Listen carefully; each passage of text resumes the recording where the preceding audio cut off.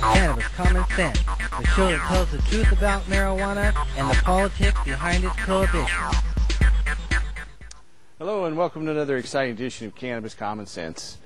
Our show tonight is a production of our nonprofit organization, the Hemp and Cannabis Foundation, or THCF, and its affiliated political committee, CRRH, or the Campaign for the Restoration and Regulation of Hemp. We have an exciting show for you tonight. Madeline Martinez of Oregon NORML's here to talk about some exciting legislation before the Oregon legislature. Don Dupay, retired Portland police detective and runner-up finisher for Multnomah County Sheriff, and I and Madeline will be taking your calls. We have Tim Pate, Don McFadden, and Mr. Frank Derardino. I'll get that right one of these days. But he's here. There they are. They're going to be providing some musical accompaniment shortly. We have some news we'll start out with in just a moment, a couple film clips. But in the interim, let's bring out the dancing cannabis leaves. Derardino, what is it again?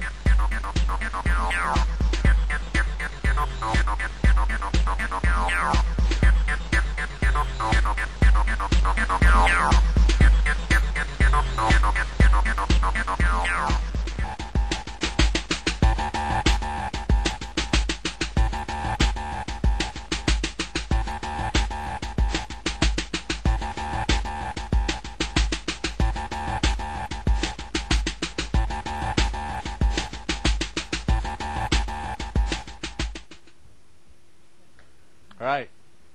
Tonight's Hemp News segment starts with a recap, an update on what's happened in the Colorado town we talked about last week. From Lafayette, Colorado, Lafayette City Council members have abruptly withdrawn a proposed ordinance that sought to significantly increase municipal penalties for minor marijuana possession. Council members shelved the proposal late last week following the resignation of Lafayette Municipal Court Associate Judge Lenny Freeling, who stepped down to protest the measure. Freeling told the council that he would be, quote, morally and ethically unable to sit as a judge for the city if they enacted the law. As proposed, Ordinance Number 6 would have made minor marijuana possession offenses punishable by a $1,000 fine and up to 1 year in jail. Under Colorado state law, minor cannabis violations are punishable by a $100 fine and no jail time. The City Council was to have affirmed this week the ordinance, and council members instead elected to hold a public workshop on the measure in April. Last November, a majority of Lafayette voters decided in favor of Amendment 44, which sought to remove all criminal penalties on the possession of 1 ounce of cannabis. So finally, the elected representatives have heard the word of the voter. From Thunder Bay, Ontario, cannabis poses less of an on-road risk than alcohol, according to U.S. crash data. U.S. drivers involved in fatal crashes who had a trace level of cannabis in their blood or urine are less likely to have engaged in risky driving behavior than drivers who tested positive for low levels of alcohol, according to case control data published in the current issue of the Canadian Journal of Public Health. Investigators at Ontario's Lakeland University Public Health Program reviewed drug and alcohol data from U.S. drivers aged 20 to 49 who were involved in a fatal crash from 1993 to 2003. The researchers separated motorists into cases: drivers who had at least one potential unsafe driving action recorded in relation to the crash, and controls, drivers who had no such driving actions recorded. The investigators sought to determine whether drivers who tested positive for cannabis but negative for alcohol were more likely to have engaged in risky driving behavior than drivers who had tested negative for both cannabis and alcohol. Over the 10-year period, 1,647 drivers tested negative for alcohol but tested positive for the presence of THC in their blood or urine. The researchers concluded that alcohol-free drivers who tested positive for cannabis had a slightly elevated risk of engaging in a potentially unsafe action compared to sober drivers, even after controlling for age, sex, and prior driving record. However, the investigators also reported that drivers who tested positive for low levels of alcohol, or 0.05 blood alcohol content or less, possessed a significantly greater risk of engaging in such risky driving behaviors compared to sober drivers. The investigators wrote, quote, The findings point to cannabis as a potential risk factor in fatal crashes. Individuals who tested positive for cannabis but negative for alcohol had a 29% excess risk of having driven in a fashion that may have contributed to the crash compared to drivers who tested negative for cannabis. Yet these estimates appear small compared to alcohol and some prescription medications. End quote. Motorists who had a blood alcohol content of 0.05%, a threshold well below the legal limit for drunk driving in the United States, had a 101% excessive risk of having driven in a risky manner compared to alcohol-free drivers. The authors reported drivers with blood alcohol content of 0.10, just over the U.S. legal limit for drunk driving, had a 200% excess risk. Canadian researchers also determined that motorists who tested positive for cannabis were generally younger, male, and had a poorer driving record in the prior 3 years than drivers who tested negative for cannabis.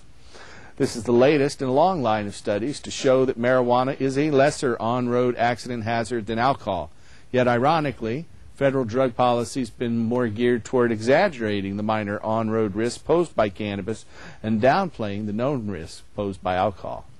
An analysis of French crash data published in the British Journal of Medicine, or BMJ, in 2005 similarly reported that drivers who tested positive for cannabis in the blood were far less likely to have been involved in a fatal traffic fatality than drivers who possessed blood alcohol content level of 0.05 through 0.08. According to previous studies of on-road crash data, past use of cannabis, as indicated by the presence of marijuana metabolites in the urine, is not associated with an elevated risk of accident.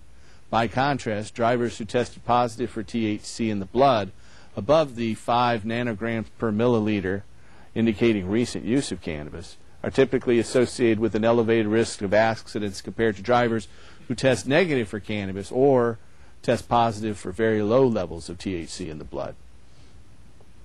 THC blood levels typically fall below 5 nanograms per milliliter in recreational or non-chronic cannabis users within 60 to 120 minutes after inhalation.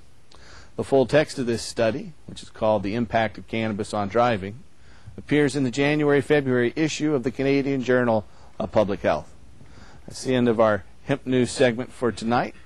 We're going to have a brief musical interlude here with Frank Dardano and Tim Pate and Don McFadden providing some neat music.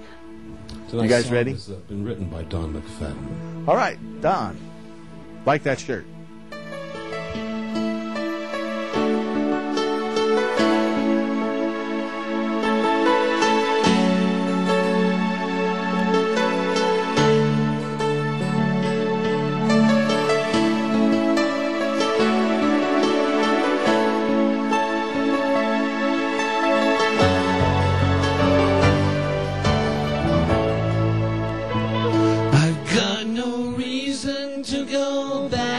To New York, they killed John. They killed John. I've got no reason to go back to New York. They killed John.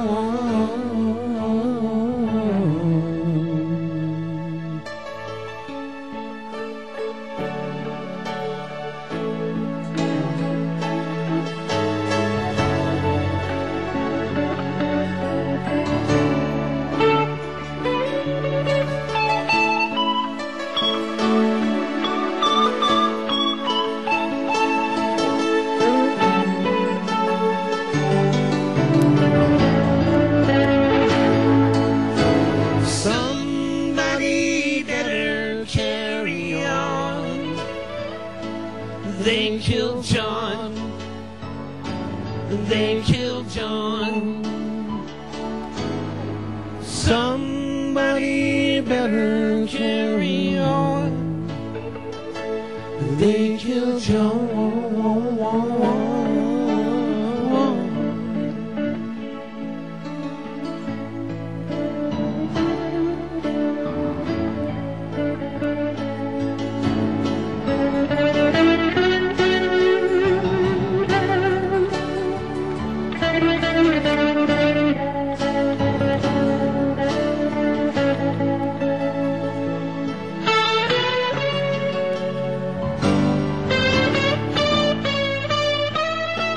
Still remember how hard I cried, crucified,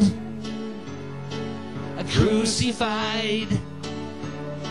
I still remember how hard I cried, crucified.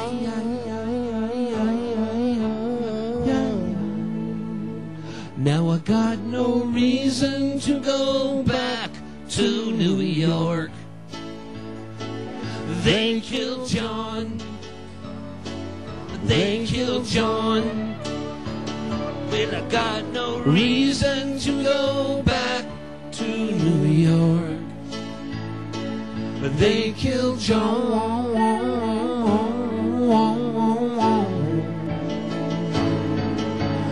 John.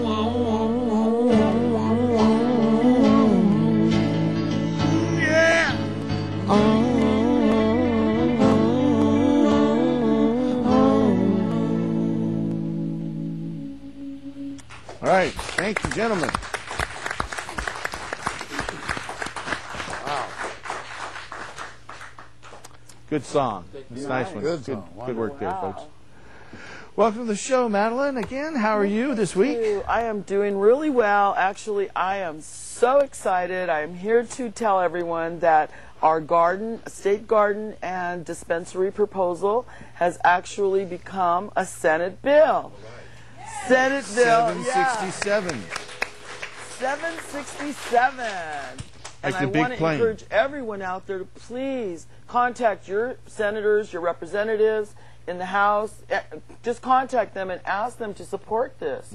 You know, because what are we going to do? I think that one of the things that we really should think about, Plan B, is if we don't get this passed, then we need to call all of our representatives and say, do you have any medical marijuana that I can get? Do you know where I can get some? Because that's what's happening.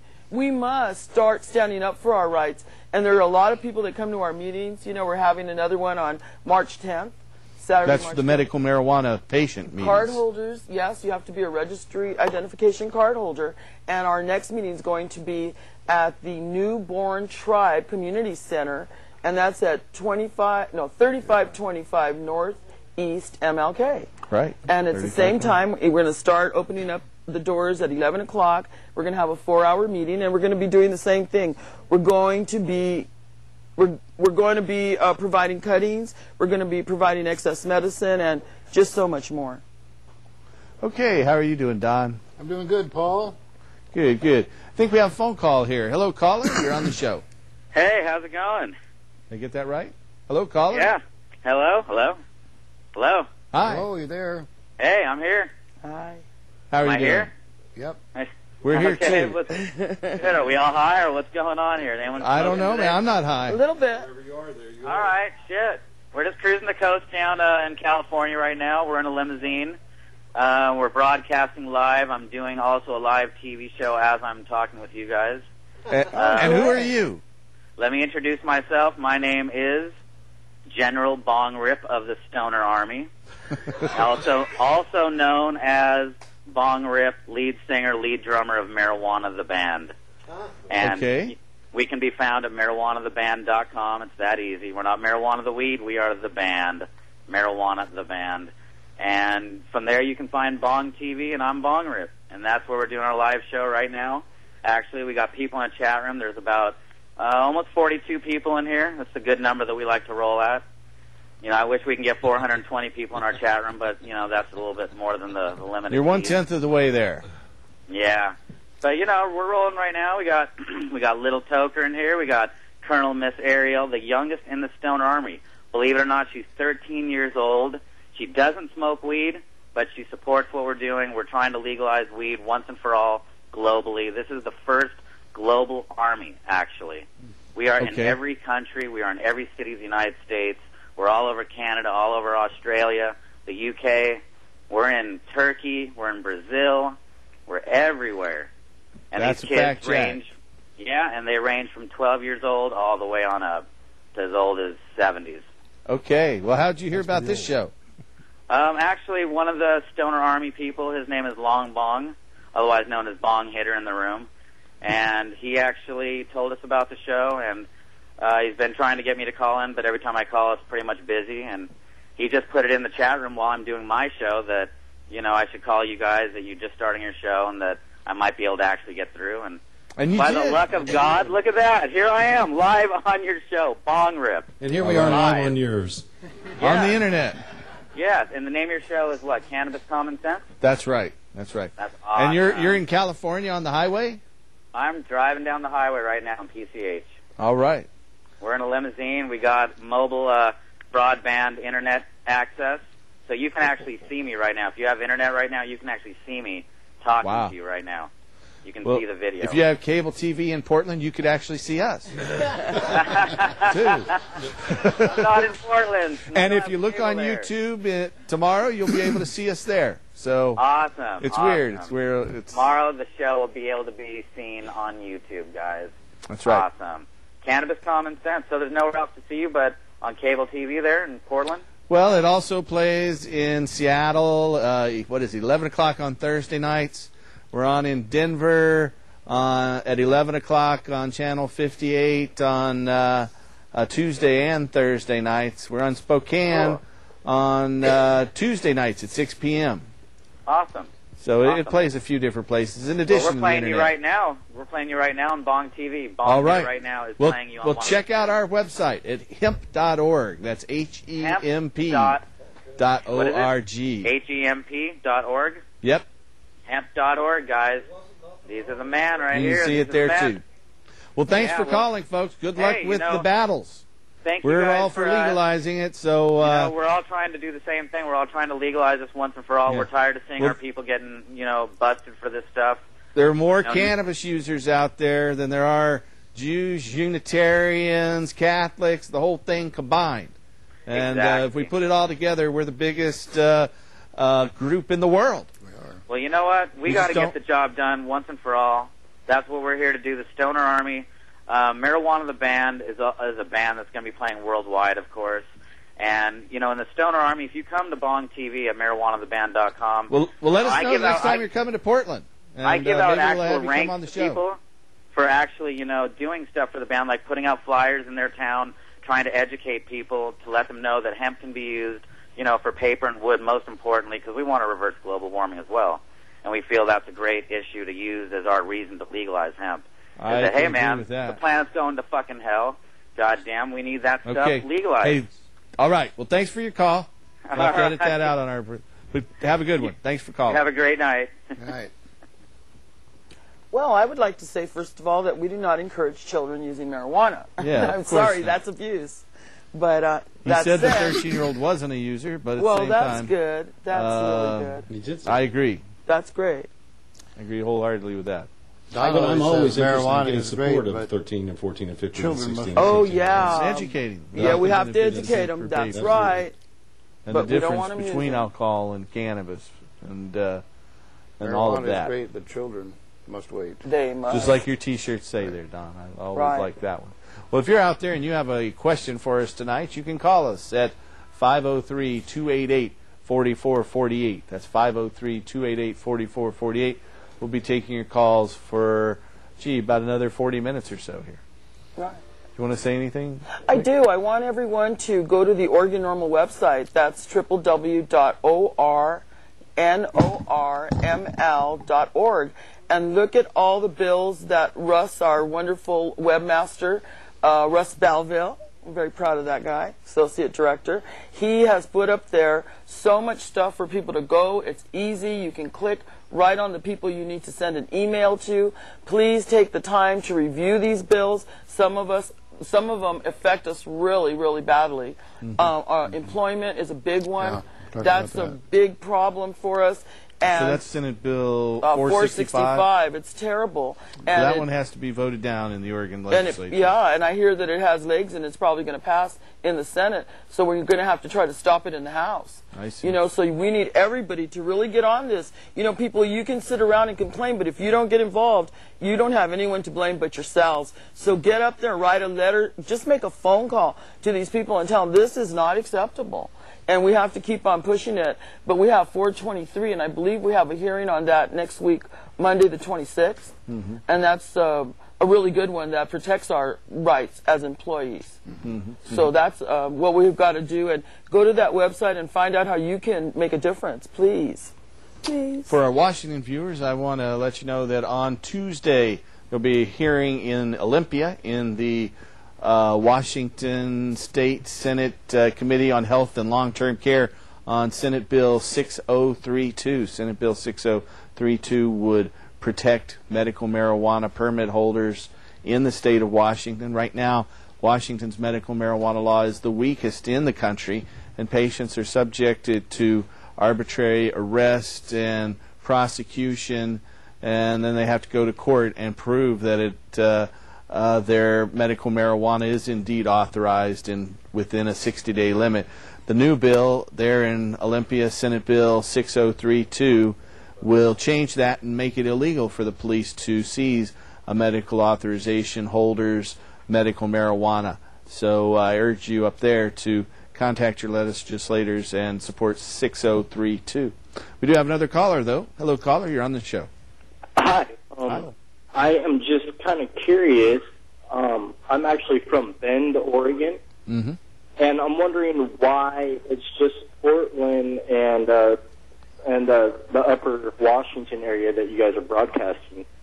Well, you know, we haven't had anybody in Bend come forward and sponsor our DVDs to go on your local cable system. So if you're from Bend, then I urge you to contact our office. All we have to do is give you some DVDs and you can put it on. Someone in that area has to take on the task of meeting with their local cable representatives and accessing their system and putting the DVDs in on a regular basis. So that's the reason. Okay, what would be my first step to go about that? You should probably give our office a call. That number there on your screen, it's 503-235-4606. Then you want to contact the Bend Cable Company, and that's what it's called, Bend Cable. And tell them you have a cable access show that you'd like to put on that's produced here in Portland, and we can provide it in DVD format, or if they like it in SVHS, we can do that too. All right, there'd be no way to do it live, though, would there? Well, there would be a way, but then you have to organize a team of people to get certified to use the existing studio equipment. I'm not sure what kind of facilities they have there. I'd have to look into that. If they do have an existing studio, then you'd have to organize a team of people to get qualified to use that and then start going live and have them show up at the right time. All righty, perfect. I will see what I can do, and I'll get back a hold of you guys. All right, thank you. Thanks for your call. Bye. Yeah, we'd love to get it on in Bend. We've had it on in Ashland and Eugene and Salem at times, and it comes and goes as various volunteers come and go. And so right now there's talk about putting it on in Salem and Eugene. So we'll see if we can get it on down there. But Bend would be good too. We have a lot of support out there, and go to Bend once a month to help medical patients. So. People don't realize that it takes a crew. There's 3 or 4 of us up here, but there's a lot more people back there that are actually doing the work. There's about 8 people behind the scenes that are doing this. So it takes a team of, a dozen of us to be able to use this studio, which allows us to use teleprompter and read the news. And we want to get it out there as much as possible. We have a TV show, too, Oregon Normal Presents, and we have it on the first and the third Sunday of the month. And it's at 6 p.m. on Channel 11, same station, And we try to get information out to people as well. Same thing you do. Yeah. Talk about this legislative stuff because it's so local and it really hits home for our community. Yeah, that's true. And it's amazing how the phone calls and letters to the legislators in our state capitals can have a dramatic impact on the legislative process. Unfortunately, we sent over 100 letters to Senator Rick Metzger, who's chairing the Business and Transportation Committee that heard 465, that had the work session, and it didn't seem to affect him, according to his legislative aide. She said she went and served him because we sent him priority mail, and she gave them to him, and he said it really didn't change his mind. So that's really sad. So I guess he needs 1,000 letters, or he needs to have his mother get busted or something. Yeah, it's really sad. It is. It's too bad when it hits home, then it really hurts. Then that's when or his mother or his son or brother or sister who use medical marijuana, let them get fired. And we'll see how many bills like that he supports. Yeah, it's really sad. Yeah, we have another caller. Hello, caller. You're on the show. Hey, how you doing? Real well. How are you? Hi. All right, thanks.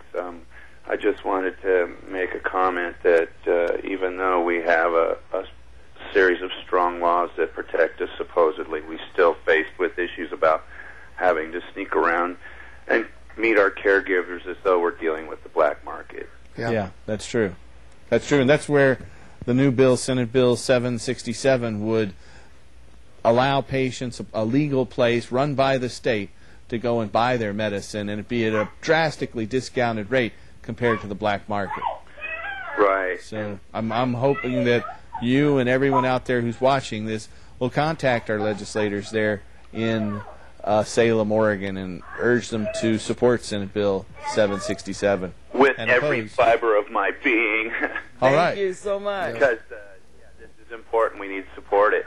That's right. That's right. It's only when we all get together, go to these hearings, and or at least write or call them, and that has a really big impact in the legislative process. Absolutely, absolutely.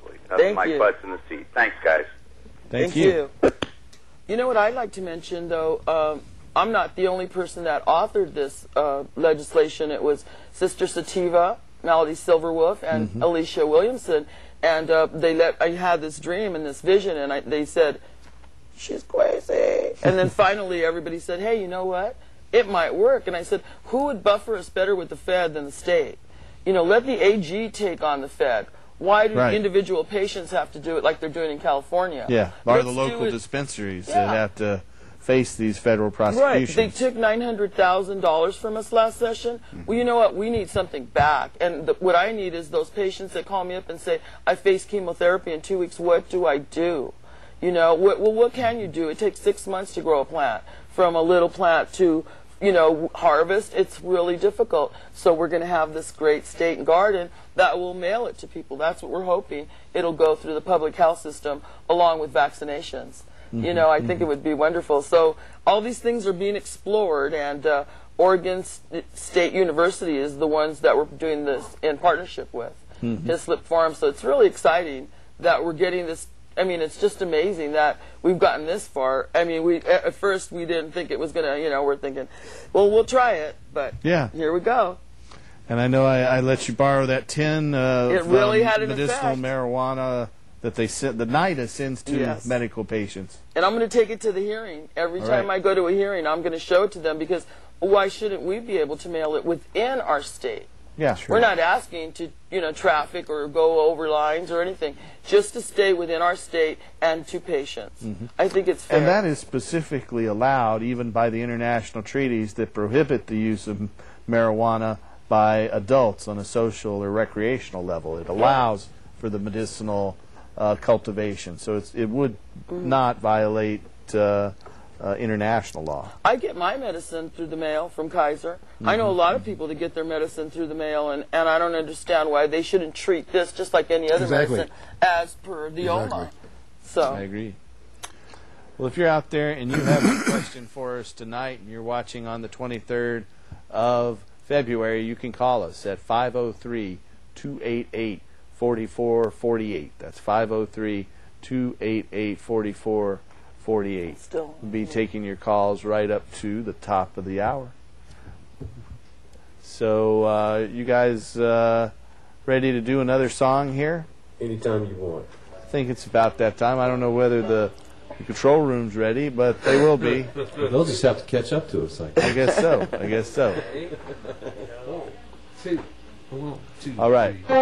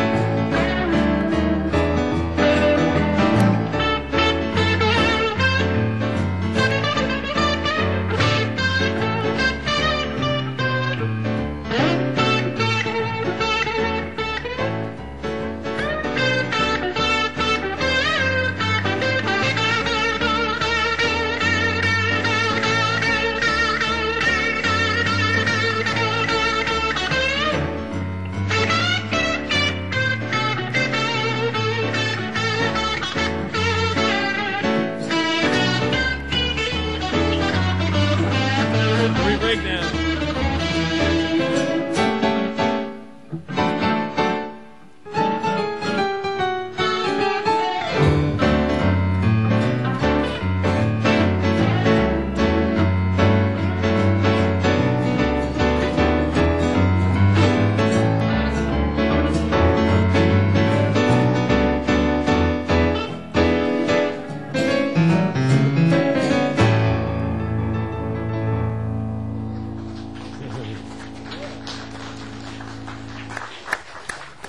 Jazz riff there. I guess we do have another caller, though.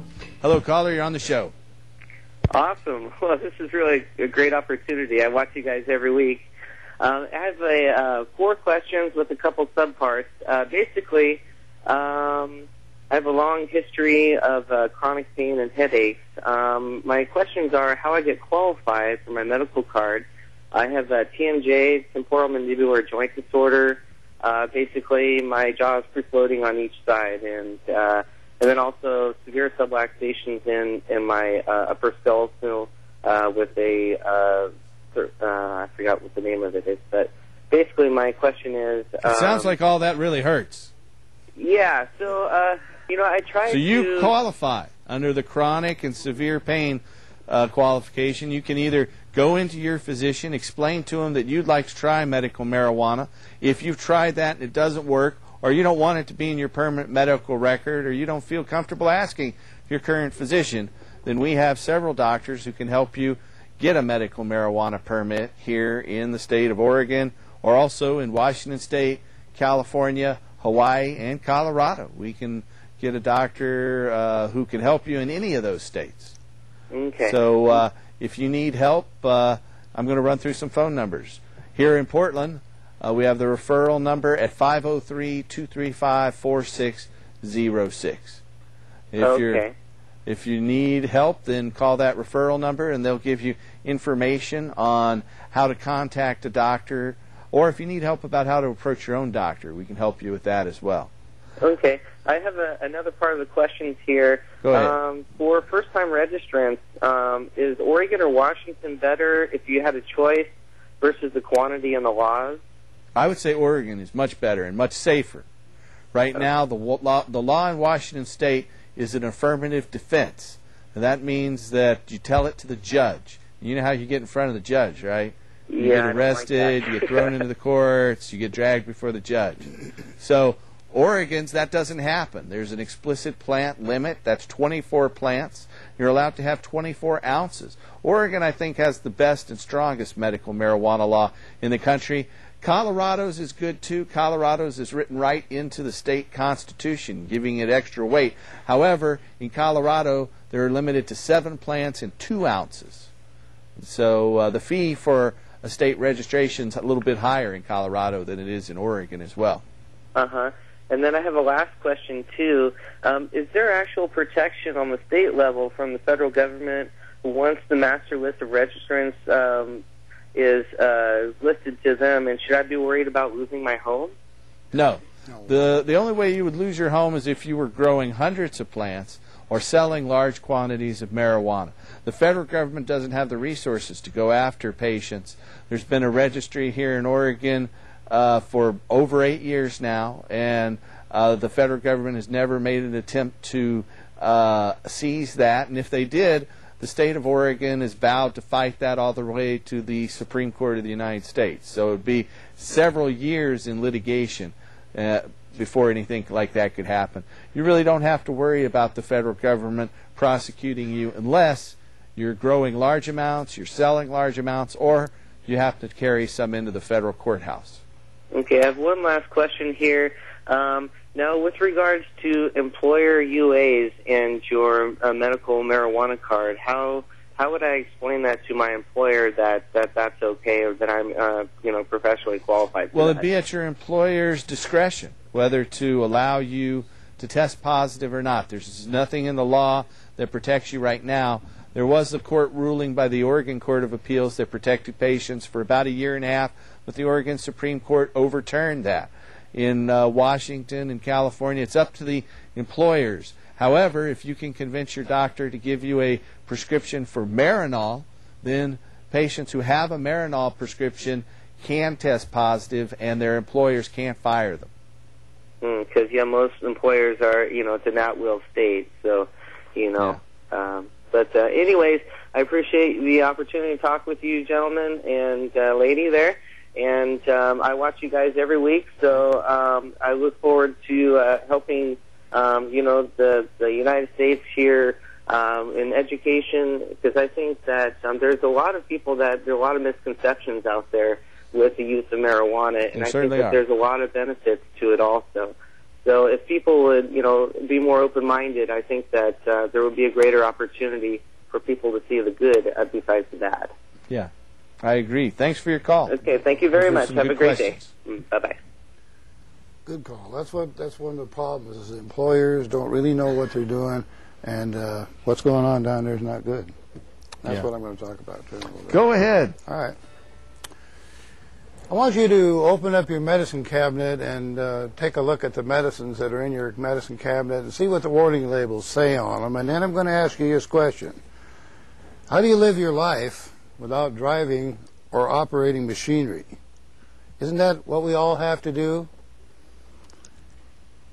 The medications that are in your medicine cabinet are prescribed by your doctor, and they all have warning labels. But the warning labels are there because they are trying to get rid of their liability. What you're trying to do is maintain, what your doctor's trying to do is maintain a therapeutic level of the medication in your body. So if the doctor's prescription says take 1 in the morning, take 2 in the afternoon, and 1 at night, he's trying to maintain a therapeutic level of the medication in your body. So how can you maintain a therapeutic level and not be under the influence? So therapeutic level is, by definition, under the influence. So how do you live with these pharmaceutical edicts, these peel and stick warning labels that tell us that we may be too under the influence to drive to Fred Meyer's? If you're a patient of a pain management clinic, for instance, and you're receiving morphine or Vicodin or Oxycontin to just exist, how do you not be under the influence? Because you're supposed to be under the influence. Methadone patients receive doses of 20 to up to 250 milligrams. 250 milligrams is enough to kill a couple of horses unless your body is used to it. But they swallow their methadone. They go off and take care of their kids. They drive to work. How can they not be under the influence of it? Of course they are, and that's how we all live our lives, is under the influence of something in our medical cabinet. Probably 90% of the people driving their cars now, and that includes policemen, firemen, public officials, teachers, and if you just drove home from the grocery store, probably you too, are under the influence of something in that medicine cabinet. I talked to a doctor friend of mine, and he often prescribed narcotics for pain management, and he concurred that therapeutic level and under the influence is the same thing. Even an aspirin a day for your heart puts you under the influence. So how can we, now that we realize the term has no real meaning, what are they talking about and who are they? Largely it's law enforcement and the big employers. Cops are looking for drunks, and they know how to tell if a driver is drunk. Policemen are legally experts in alcoholic intoxication, but when it comes to marijuana, they don't know it. They think that P tests show intoxication. They want to see if your tongue is green. They want to look in your eyes. None of these tests would give away an experienced smoker that must maintain a therapeutic level. The truth is, a policeman can't tell if you smoked a joint an hour ago or a week ago if they can't smell it. So they don't really know what under the influence of marijuana is. They think looking in your eyes or staring at your tongue gives them a clue. It does not. Neither do the employers, but it worries them because they think that they're sure their employers must be smoking pot. But pot-smoking employees rarely cause any problems and are often the best workers. I've always received high marks from my employers. I use marijuana as a detective, as a locksmith, as a director of security at a major downtown hotel, as an apartment manager, and a homeless shelter manager for 6 years. I smoked pot every day that I could get it for the last for the last 30 years to maintain my therapeutic level. So I know that under the influence is a misnomer. To the cops, I say forget about it because you're never going to prove under the influence unless you can jerk them out of their car and give them a blood test.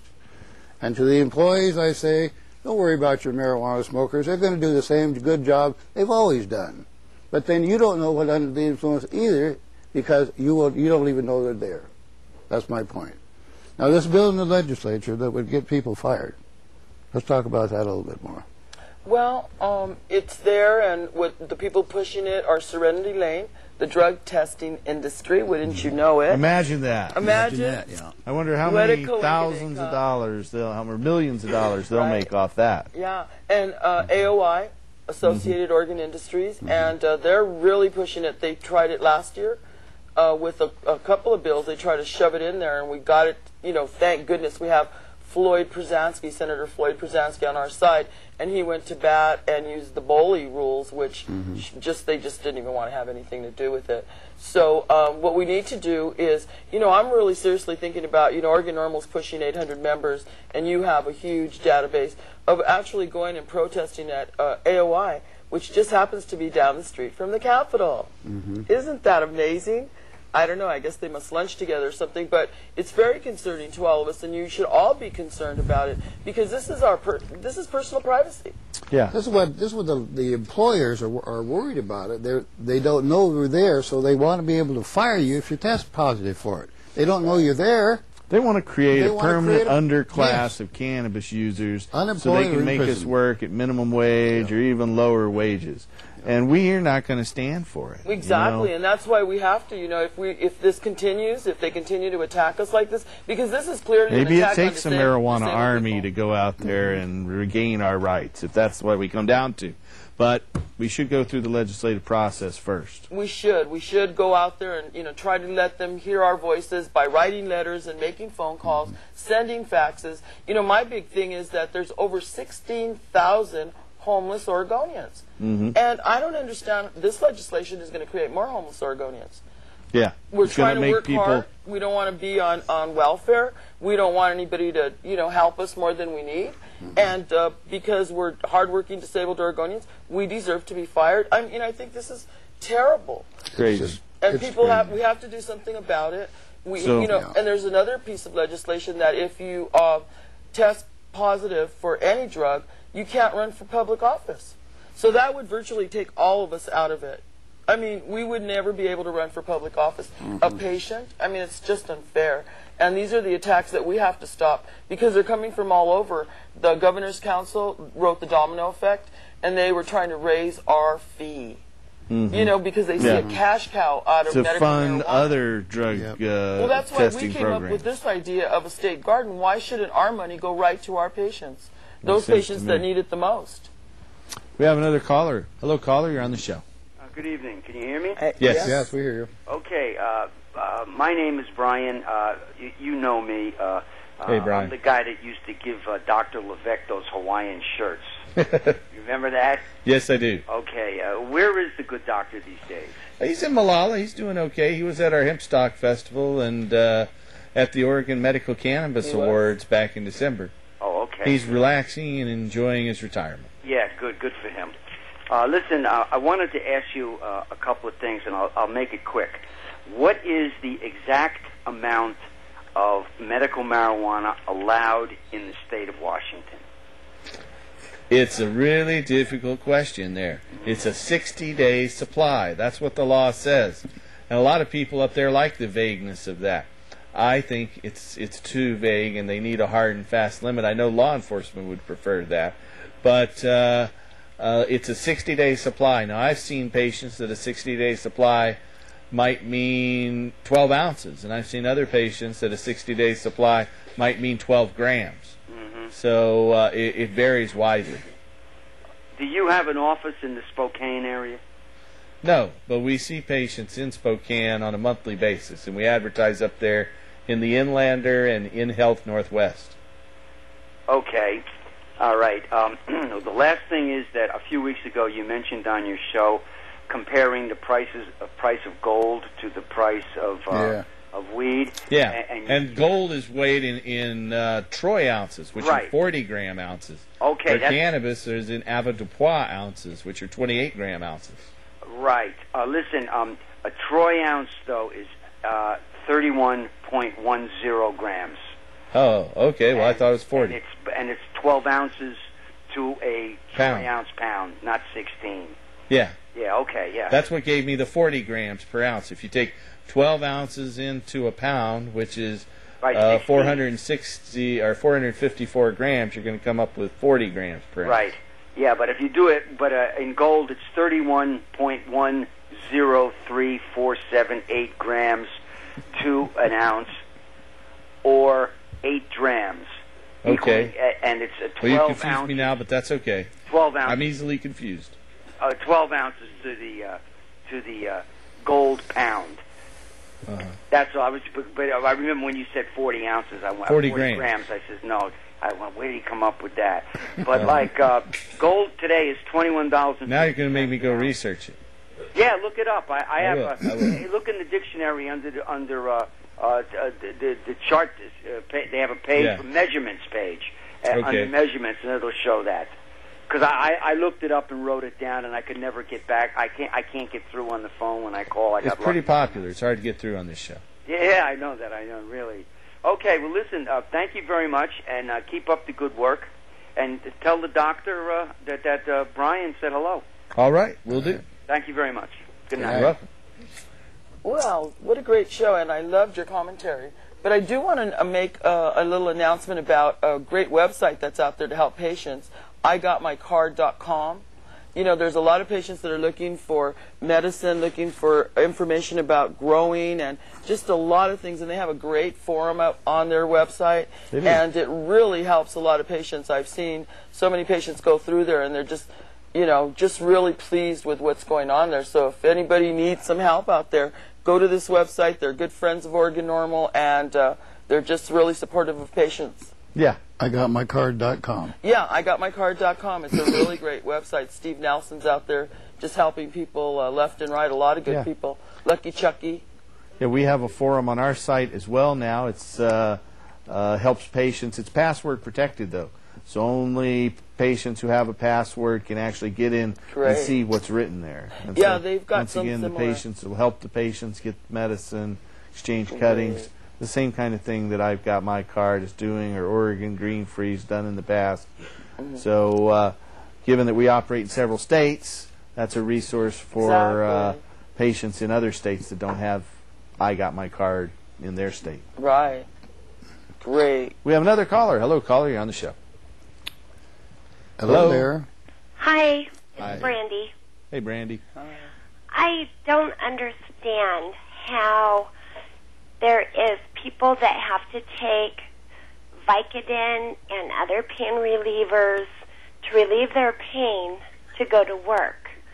And they do a drug test, and that's all right. They pass with the drug test. But yet, if they have medical marijuana, you know, they take a drug test, and that's a no-no.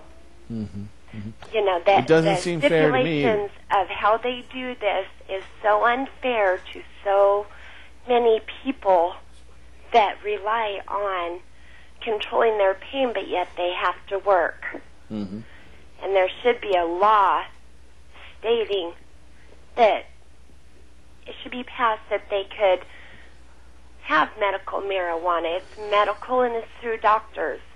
I agree. Totally agree. Instead, we have a bill in the Oregon legislature, Senate Bill 465, which would actually encourage them to fire us.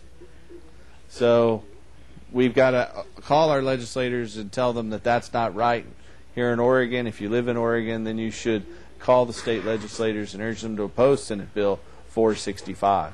And I am so for medical marijuana by all means, you know, so for it. My husband is on it. I'm sure it's helped him a great deal. Oh, definitely. It has helped him so much. I just wish there was not so many stereotypes. The doctors and the employers, you know, they need to give a little. Well, that's our job. That's our job. That's right. That's what we're trying to do, is to encourage you to educate them as well. And in time, they'll recognize that cannabis is the aspirin of the 21st century. Exactly, and you guys are doing such a great job in informing people and letting the people know that it's okay to smoke pot, Yep. you know, and help relieve the pain and this and that. Really does. Well, thanks for your call. Well, thank you so very much. Glad you got through there. Bye-bye. I want to encourage everybody to come out to the Million Marijuana March on Saturday, May the 5th, and let's show them how many of us there are in Oregon, in Portland, and all surrounding. Come out, bring your grandma, your grandpa, bring your kids, your grandkids. Don't bring any dogs, don't bring any drugs, don't bring any alcohol. But come out there and march through the streets of Portland with a full police escort. We'll have Ma, the beautiful cannabis dragon, and we're going to have Los Marihuanos this year. They're going to come out and lead our march by rapping, because they rap. It relax it and tax it, which is our slogan from last year's march. Yeah. Very exciting. We did this last year, right? We did this. We've been doing this for 8 years. 8 years now. We have been doing the Million Marijuana March. And, you know, people say that we're not consistent. That's not true. That's not true. We are consistent. We're busting all the stereotypes out here. Okay, we have another caller. Hello, caller. Hi. Hello. I've been watching your show, and I have to say that, you know, at times I thought, I've heard so many wonderful things, and I wanted to call, and I was shy, and I thought, you know, I've got to get over this shyness because this is so important. I'm a chronic asthmatic. I take a liquid hydrocodone, which I can't really take. It makes me very ill. Yeah. It's a Vicodin product that keeps me from jerking awake at night to have an asthma attack. Keeps me settled at night. Then during the day, I'm supposed to take pieces of Vicodin. I work full time and in a place that I couldn't be under any influence. And I have to say that when I take cannabis, it has fed me off of some of my inhalers. The only one that I only have one now, and I don't have to take all of the other products. Great. And I have to say that anybody that wants to see this law pass, they need to be involved. They need to call in and they need to be heard, because that is the only way that we're going to be able to do this. And I really appreciate this. I think that no one has ever lost any organs like they would if they were an alcoholic. Nobody's ever been in a car crash under the influence of marijuana, run over somebody, and there's a lot of things that if you compare, if they say, well, I just want to have a drink, it eases me and relaxes me. Well, the thing is that this is for so many wonderful uses. Medically, our products, I can't understand why we have hemp products coming from other countries, and we can't produce it here. That would put so many people to work. So our farmers need to be able to access that, but the Drug Enforcement Administration in Washington, D.C.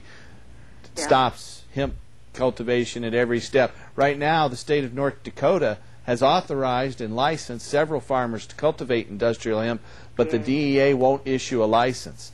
They've been several people over the past 15 years have tried to get a license for the DEA. About 12 years ago, the DEA raised the fee to get a license to cultivate industrial hemp from $50 to $3,400. Wow. And that's a non-refundable fee. Wow.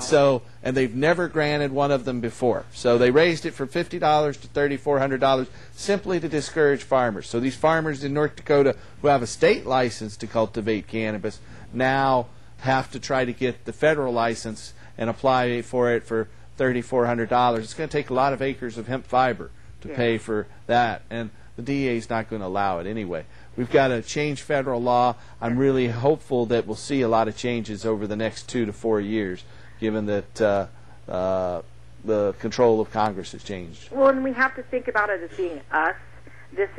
We're putting our people to work. We're able to produce. We're able to do so much, and it's not free. It's something we're willing. Hey, we want to pay our taxes on it, just like anybody else. We want to be able to support this. Sure, exactly. Yeah. Well, I want to thank you for your call. We got one other call here and a couple things to cover, but I appreciate you calling in.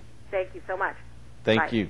We have a studio question. We do have a studio audience here, and we encourage you out there, if you'd like to come down any Friday night, you can come down and meet us. And we're right here in Portland's Community Media Center. But let's take a question. Two things I was wanting to touch base on. We were discussing two different bills. One we were in favor of and one we were against. Yeah, We have in Oregon's clarification on legislature. those two? Yeah, the one we're in favor of is Senate Bill 767, which would establish a state medical marijuana garden and a way for patients to get legal, low-cost medicine from a reputable distributor. The one we're against is Senate Bill 465, which would allow employers to fire medical marijuana card holders with no reason. And we're also for 423, which also will protect employee rights from the employer firing just because they're medical marijuana patients. Mm-hmm. Thank you, Madeline. Paul, one other thing I was wanting to touch base on. There's about 50 to 80 million people out there that aren't addressed very rarely other than chronic pain. Every single person out there that has arthritis. I read something in the paper the other day that some woman is paying $1,500 a month for arthritis medicine. Sure. And what's it going to turn out to be? Another Vioxx? Exactly.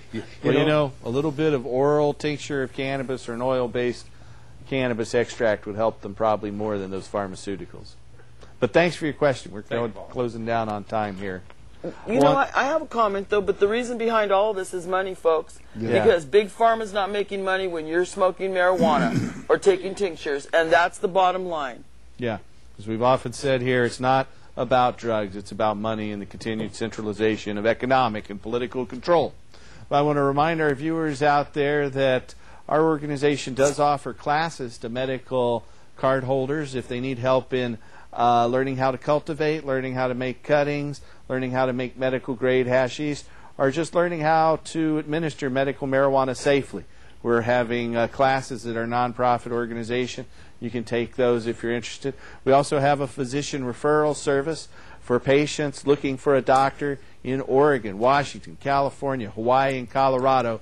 You can call our office. The Portland number is 503-235-4606.